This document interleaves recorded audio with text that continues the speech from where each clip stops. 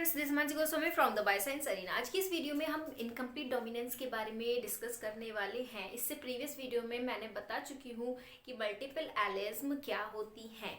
तो incomplete dominance, multiple allelism and codominance, ये तीनों एक्सटेंशंस हैं हमारे मेंडेलियन प्रिंसिपल के। कहने का क्या मतलब है कि मेंडेलियन ने जो लॉ बताए थे उनको ये तीनों लॉ ओबे नहीं करते हैं। कौन कौन से? Incomplete dominance, second one is multiple allelism और कोडोमिनेंस। तो एक एक करके हम इन तीनों टॉपिक्स को कवर करेंगे। इसी के साथ अगर आपको आज की वीडियोस की नोट्स चाहिए, यानी कि इनकम्प्लीट डोमिनेंस के नोट्स चाहिए, तो उस पीडीएफ की लिंक आपको मेरे डिस्क्रिप्शन बॉक्स में मिल जाएगी। हैंड रिटन नोट्स है, आपको काफी अच्छे से समझ में भी आ जाएंगे और उन्हीं नोट्स को मैं आपको यहाँ पर आपके साथ डिस्कस कर रही हूँ ताकि आपको समझने में कोई दिक्कत ना आए। मेंडल ने बेसिकली बताया क्या था कि किसी भी ट्रेट के दो हमारे क्या होते हैं, एलिज्म होते हैं, फैक्टर होते हैं। जैसे कि उन्होंने लिया था टॉलनेस, हाइट ली थी पी प्लांट की,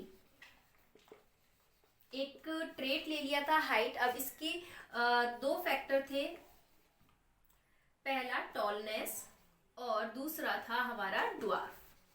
इस तरीके से कुछ मेंडल ने बताया था कि कोई भी जो एक ट्रेट होता है उसके दो फैक्टर होते हैं, पेयर में प्रेजेंट होते हैं कोई भी फैक्टर।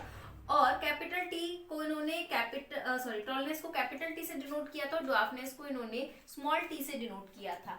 इसके साथ इन्होंने डोमिनेंस और रिसेसिवनेस का भी कॉन्सेप्ट बताया था कि जो अपने आप को फिनोटिपिकली हेट्रोजाइगस स्टेट में शो कर देता है उसको हम डोमिनेंट एलिलिज्म कहते हैं, और जो अपने आप को हेट्रोजाइगस स्टेट में शो नहीं कर पाता है उसको हम रिसेसिवनेस कहते हैं। ये हम अब तक पढ़ते हुए आए हैं।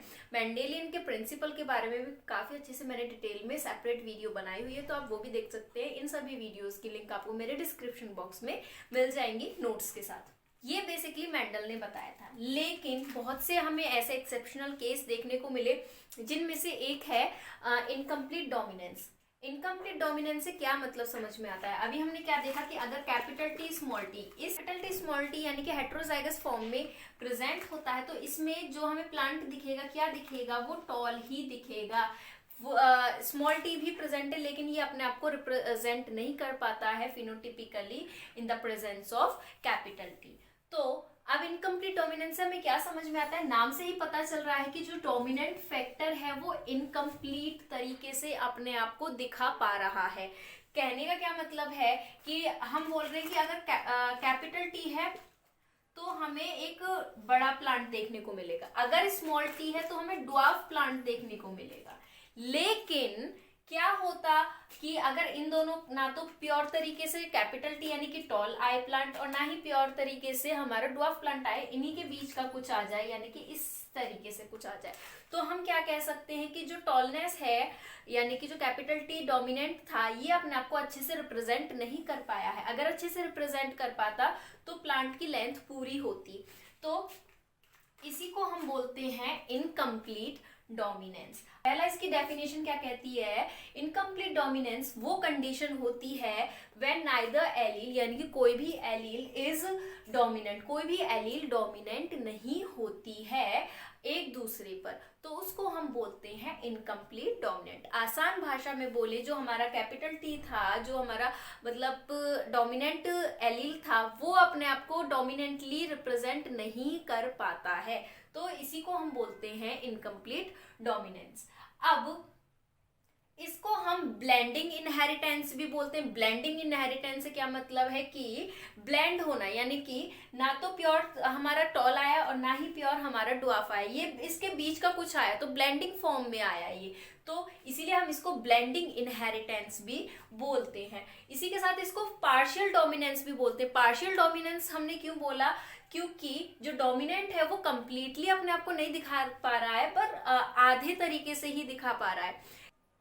इसके बाद हमारा एक और पॉइंट क्या है? Two genes of allelomorphic pair are not related as dominant and recessiveness, यानी कि जो हमारी दोनों एलील होती है, ना तो ये डोमिनेंट से रिलेट करती है ना ही ये रिसेसिव से रिलेट करती है। और ये बात किसने बताई थी?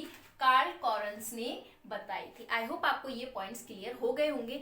एग्जाम्पल के साथ हमें ये टॉपिक और अच्छे से क्लियर हो जाएगा। इनकम्प्लीट डोमिनेंस को एक्सप्लेन करने के लिए एक एग्जाम्पल लिया गया जाल्पा मिराबिलिस फ्लावर का, जिसको हम 4 o'clock प्लांट भी बोलते हैं। तो देखा गया जनरली जो प्लांट का फ्लावर था एक रेड कलर का होता है और एक व्हाइट कलर का होता है। रेड कलर को डोमिनेंट बोला गया और जो व्हाइट कलर है उसको रिसेसिव के तरीके से रिप्रेजेंट करा गया। तो क्रॉसिंग ओवर किस तरीके से कराई, पहले पेरेंट लिए जो एक प्योर रेड था और प्योर हमारा व्हाइट कलर था। प्योर रेड को कैपिटल आर से रिप्रेजेंट किया और प्योर व्हाइट को स्मॉल आर से रिप्रेजेंट किया। तो रेड हमारा डोमिनेंट था और व्हाइट हमारा रिसेसिव था। अब अगर हम मेंडल के अकॉर्डिंग देखें तो जब हम इनकी क्रॉसिंग ओवर कराते हैं कैपिटल आर स्मॉल आर आता है। तो कैपिटल आर स्मॉल आर आया तो इसका मतलब मेंडल के लॉ के अकॉर्डिंग क्या होना चाहिए, इस कलर का इस फ्लावर का जो कलर है वो डोमिनेंट वाला होना चाहिए, क्योंकि इसमें डोमिनेंट एलील भी प्रेजेंट है, यानी कि रेड होना चाहिए। लेकिन इसमें हमें रेड कलर दिखा ही नहीं, कुछ और नया कलर दिखा। नया colour in the sense pink colour में हमें मिला, यानी कि कुछ रेड की कैरेक्टरिस्टिक और कुछ व्हाइट कलर की। तो रेड को व्हाइट कलर को अगर हम वाटर कलर में भी मिक्स करते हैं, रेड का अमाउंट थोड़ा सा हम ज्यादा रखते हैं, तो क्या होता है, हमें पिंक कलर देखने को मिलता है, पिंक शेड दिखता है। तो इसीलिए रेड और व्हाइट के बीच का कलर आया, यानी कि पिंक कलर आया।